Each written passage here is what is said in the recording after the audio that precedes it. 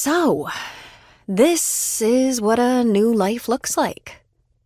Sierra Jones opened her eyes on a sunny Colorado morning to that thought. She'd given this a great deal of consideration.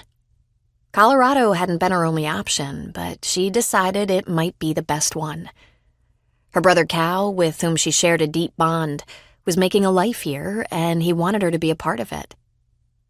Sierra needed a new place to start over.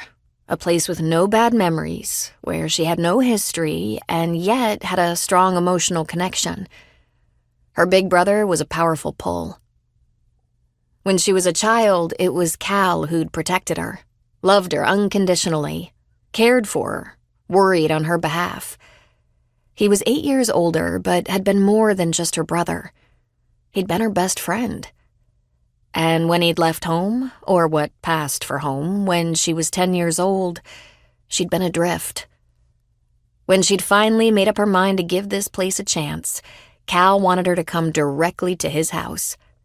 His house in progress, that is. But that didn't sound like a good idea. There was only one bedroom finished so far.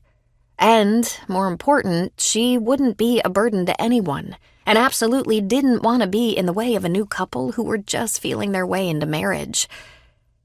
Cal and Maggie had been married less than 6 months and were living in the barn they were converting into a house. Sierra thanked them kindly and said she'd prefer to find her own lodgings and live on her own. A very important part of creating a new life was independence. She didn't want to be accountable to anyone but herself. That's what she'd told them. The truth, hidden protectively in her heart, was that she was afraid to depend on Cal again, as she had when she was a little girl. He had a new family after all.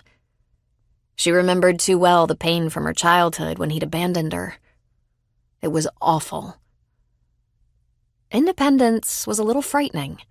But, she reminded herself, she did have her brother near and willing to lend a hand if she needed anything. Just as she was more than eager to be there for Cal and Maggie.